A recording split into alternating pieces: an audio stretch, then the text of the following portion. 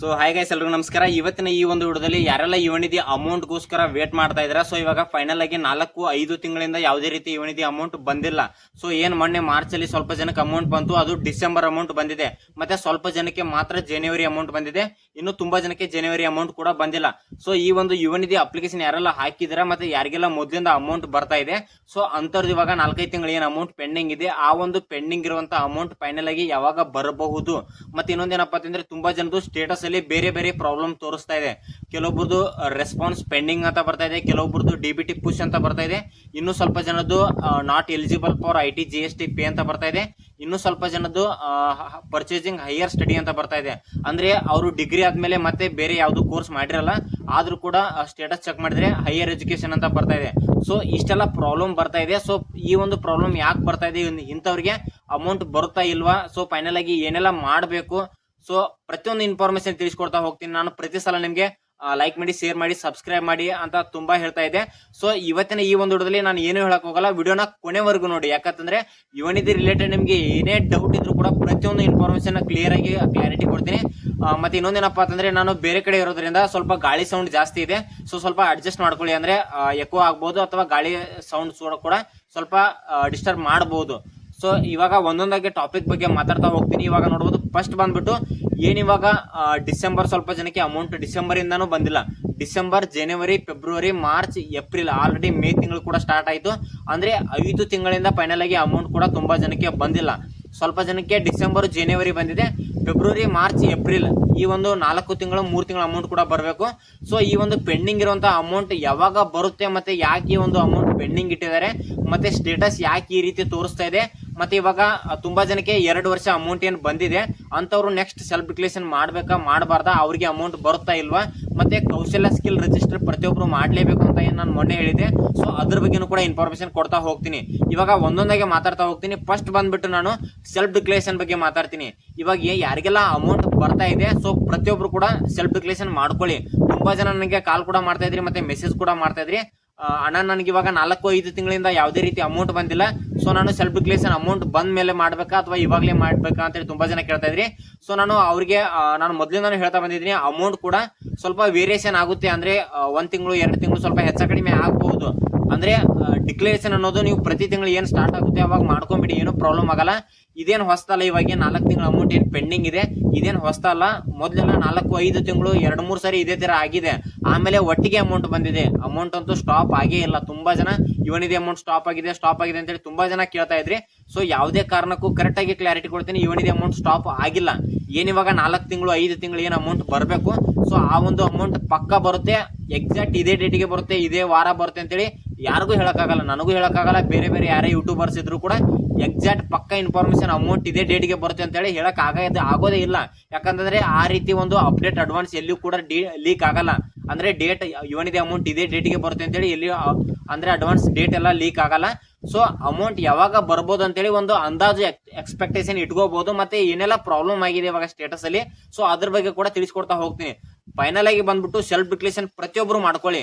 ಮತ್ತೆ ಹೊಸದಾಗಿ ಯಾರೆಲ್ಲ ಅಪ್ಲಿಕೇಶನ್ ಹಾಕಿದ್ದೀರಾ, ಇವಾಗ ಇನ್ನೂ ಒಂದು ಪೇಮೆಂಟ್ ಬಂದಿಲ್ಲ ಅನ್ನೋರು ಒಂದ್ಸರಿ ನೀವು ನಿಮ್ಗೆ ಇನ್ನೂ ಒಂದು ಪೇಮೆಂಟ್ ಬಂದಿಲ್ಲ ಅನ್ನೋರು ನಿಮ್ಮ ಡಿಸ್ಟಿಕ್ ಅಲ್ಲಿ DDPI ಆಫೀಸ್ ಅಂತ ಇರುತ್ತೆ, ಅಲ್ಲಿ ಹೋಗಿ ನಿಮ್ಮ ಒಂದು ಡಾಕ್ಯುಮೆಂಟ್ ಎಲ್ಲ ವೆರಿಫಿಕೇಶನ್ ಮಾಡಿಸಿ.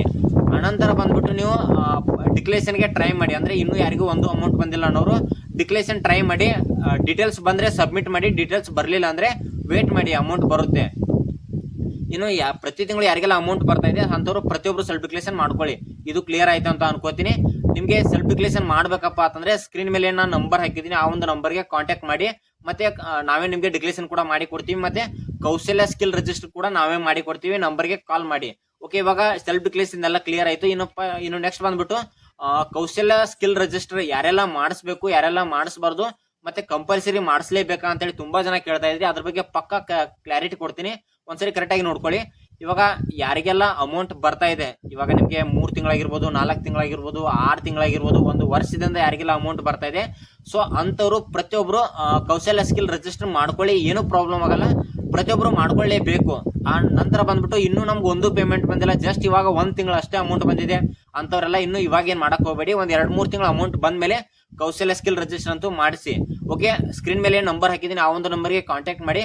ನಾನೆಲ್ಲ ಡಾಕ್ಯುಮೆಂಟ್ ಹೇಳ್ತೀನಿ, ಆ ಒಂದು ಡಾಕ್ಯುಮೆಂಟ್ ವಾಟ್ಸ್ಆಪ್ ಕಳಿಸಿಕೊಟ್ರೆ ನಾವೇ ನಿಮಗೆ ಕೌಶಲ್ಯ ಸ್ಕಿಲ್ ರಿಜಿಸ್ಟರ್ ಕೂಡ ಮಾಡಿ ಕೊಡ್ತೀವಿ. ಇದು ಕೂಡ ಕ್ಲಿಯರ್ ಆಯ್ತು ಅಂತ ಅನ್ಕೋತೀನಿ. ಇವಾಗ ಸೆಲ್ಫ್ ಡಿಕ್ಲೇಷನ್ ಕ್ಲಿಯರ್ ಮಾಡಿದೀನಿ, ಮತ್ತೆ ಕೌಶಲ್ಯ ಸ್ಕಿಲ್ ಕೂಡ ಕ್ಲಿಯರ್ ಮಾಡಿದೀನಿ. ಇವಾಗ ಫೈನಲ್ ಆಗಿ ನೋಡಬಹುದು ಈ ಒಂದು ಏನ್ ಇವಾಗ 3 ತಿಂಗಳು 4 ತಿಂಗಳು 5 ತಿಂಗಳಿಂದ ಏನ್ ಅಮೌಂಟ್ ಪೆಂಡಿಂಗ್ ಇದೆ, ಸೊ ಆ ಒಂದು ಪೆಂಡಿಂಗ್ ಇರುವಂತ ಅಮೌಂಟ್ ಯಾವಾಗ ಬರುತ್ತೆ. ಸೊ ಪ್ರತಿಯೊಬ್ಬರು ಇದಕ್ಕೋಸ್ಕರನೇ ವೇಟ್ ಮಾಡ್ತಾ ಇದ್ರಿ.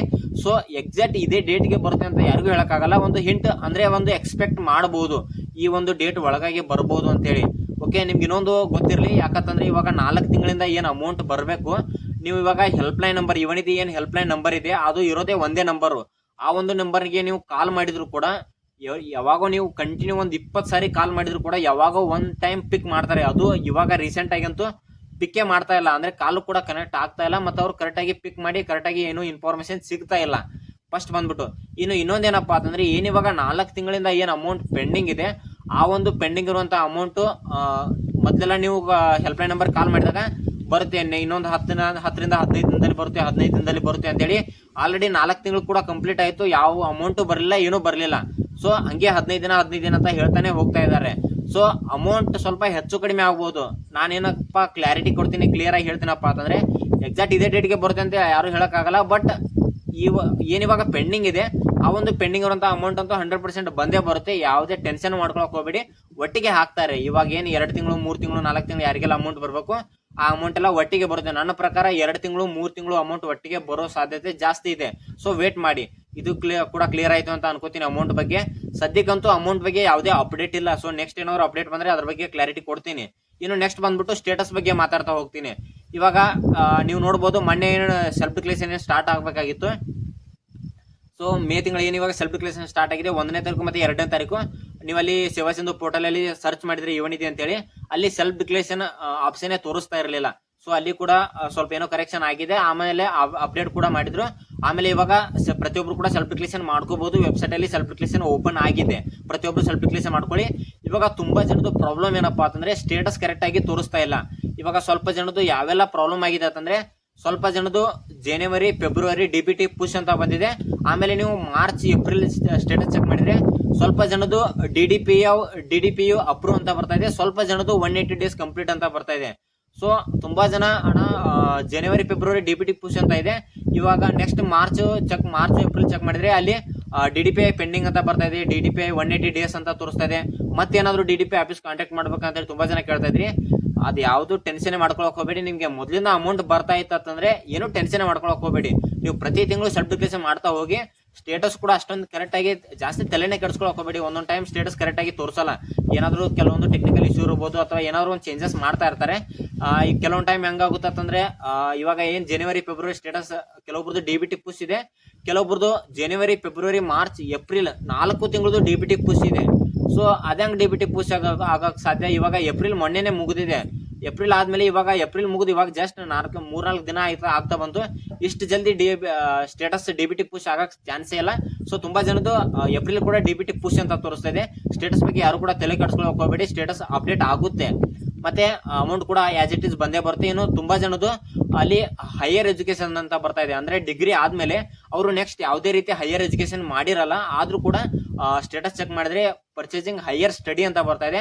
ಅಂತವ್ರು ಏನು ಟೆನ್ಷನ್ ಮಾಡ್ಕೊಳಕ್ ಹೋಗ್ಬೇಡಿ. ತುಂಬಾ ಜನ ಯೂನಿವರ್ಸಿಟಿ ಕಾಂಟ್ಯಾಕ್ಟ್ ಮಾಡಿ ಅಂದ್ರೆ DDPI ಆಫೀಸ್ ಕಾಂಟ್ಯಾಕ್ಟ್ ಮಾಡಿ ಅಂತ ಹೇಳ್ತಾ ಇದಾರೆ. ಏನು ಟೆನ್ಷನ್ ಮಾಡ್ಕೊಳಕ್ ಹೋಗ್ಬೇಡಿ, ಆಟೋಮೆಟಿಕ್ ಅಪ್ಡೇಟ್ ಆಗುತ್ತೆ, ಅಮೌಂಟ್ ಕೂಡ ಬರುತ್ತೆ, ಏನು ಪ್ರಾಬ್ಲಮ್ ಆಗಲ್ಲ. ಇನ್ನು ಇನ್ನೊಂದೇನಪ್ಪಾ ಅಂತಂದ್ರೆ ಸ್ವಲ್ಪ ಜನದ್ದು ಸ್ಟೇಟಸ್ ಚೆಕ್ ಮಾಡಿದ್ರೆ ರೆಸ್ಪಾನ್ಸ್ ಪೆಂಡಿಂಗ್ ಅಂತ ಬರ್ತಾ ಇದೆ. ಓಕೆ, ಆ ರೀತಿ ಬಂದ್ರು ಕೂಡ ಏನು ಪ್ರಾಬ್ಲಮ್ ಆಗಲ್ಲ. ನಿಮ್ಗೆ ಮೊದಲಿಂದನೂ ಅಮೌಂಟ್ ಬರ್ತಾ ಇದ್ರೆ ಏನು ಟೆನ್ಷನ್ ವರಿನೇ ಮಾಡ್ಕೊಳಕ್ ಹೋಗ್ಬೇಡಿ, ಅಮೌಂಟ್ ಪಕ್ಕ ಬರುತ್ತೆ. ಆಮೇಲೆ ಸ್ವಲ್ಪ ಜನದ್ದು 180 ಡೇಸ್ ಅಂತ ಬರ್ತಾ ಇದೆ, ಮತ್ತೆ DDPI ಪೆಂಡಿಂಗ್ ಅಂತ ಬರ್ತಾ ಇದೆ.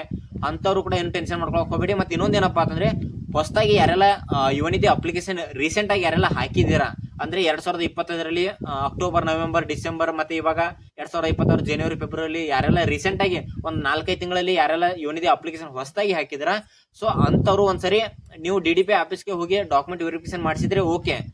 ಡಾಕ್ಯುಮೆಂಟ್ ಇನ್ನೂ ವೆರಿಫಿಕೇಶನ್ ಮಾಡಿಸಿಲ್ಲ ಅಂದ್ರೆ ಒಂದ್ಸರಿ ನಿಮ್ ಡಿಸ್ಟಿಕ್ ಅಲ್ಲಿ ಅಥವಾ ತಾಲೂಕಲ್ಲಿ DDPI ಆಫೀಸ್ ಅಂತ ಇರುತ್ತೆ, ಅಲ್ಲಿ ಹೋಗಿ ನೀವು ಡಾಕ್ಯುಮೆಂಟ್ ವೆರಿಫಿಕೇಶನ್ ಮಾಡ್ಕೊಂಡ್ ಬರ್ಬೇಕಾಗುತ್ತೆ. ಇದು ಎಲ್ಲ ಕ್ಲಿಯರ್ ಆಯ್ತು ಅಂತ ಅನ್ಕೋತೀನಿ. ಫೈನಲ್ ಆಗಿ ಏನಪ್ಪಾ ಹೇಳೋದಂದ್ರೆ ಏನಿವಾಗ ಸ್ಟೇಟಸ್ ತೋರಿಸ್ತಾ ಇದೆ, ಸ್ಟೇಟಸ್ ಬಗ್ಗೆ ಯಾರು ಟೆನ್ಷನ್ ಮಾಡ್ಕೊಳಕ್ ಹೋಗಬೇಡಿ.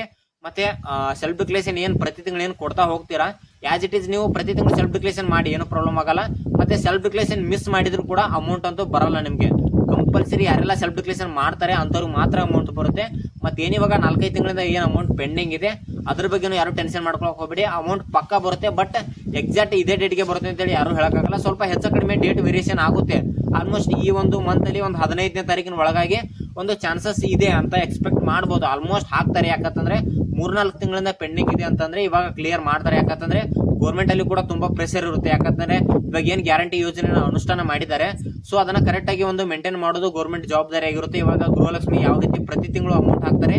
ಮತ್ತೆ ಇನ್ನೊಂದು ಏನಪ್ಪಾ ಅಂತಂದ್ರೆ ಇವಾಗ ಏನ ಹೆಣ್ಮಕ್ಳಿಗೆ ಪ್ರತಿ ವರ್ಷ ಅಂದ್ರೆ ಇವಾಗ ಏನು ಗೃಹಲಕ್ಷ್ಮಿ ಪ್ರತಿ ತಿಂಗಳು ಹೆಣ್ಮಕ್ಳಿಗೆ ಏನು 2,000 ಕೊಡ್ತಾ ಇದ್ದಾರೆ.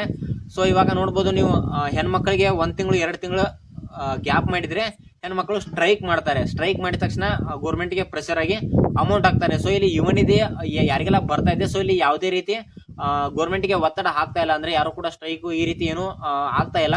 ಸೊ ಅದರಿಂದ ಸ್ವಲ್ಪ ಅವರು ಕೂಡ ನೆಗ್ಲೆಕ್ಟ್ ಮಾಡ್ತಾರೆ. ಸೊ ಆಲ್ಮೋಸ್ಟ್ ಈ ಒಂದು 15ನೇ ತಾರೀಕಿನ ಒಳಗಾಗಿ ಇದೇ ತಿಂಗಳು ಅಂದ್ರೆ ಮೇ ಅಲ್ಲಿ ಕೂಡ ಆಲ್ಮೋಸ್ಟ್ ಅಮೌಂಟ್ ಅಂತೂ ಡಿಕ್ಲೇರ್ ಆಗುತ್ತೆ ಪಕ್ಕ. ಅಂದ್ರೆ ಆಲ್ಮೋಸ್ಟ್ ಒಂದು 99% ಒಂದು 15ನೇ ತಾರೀಕಿನ ಒಳಗಾಗಿ ಅಂತೂ ಅಮೌಂಟ್ ಅಂತೂ ಬಂದೇ ಬರುತ್ತೆ.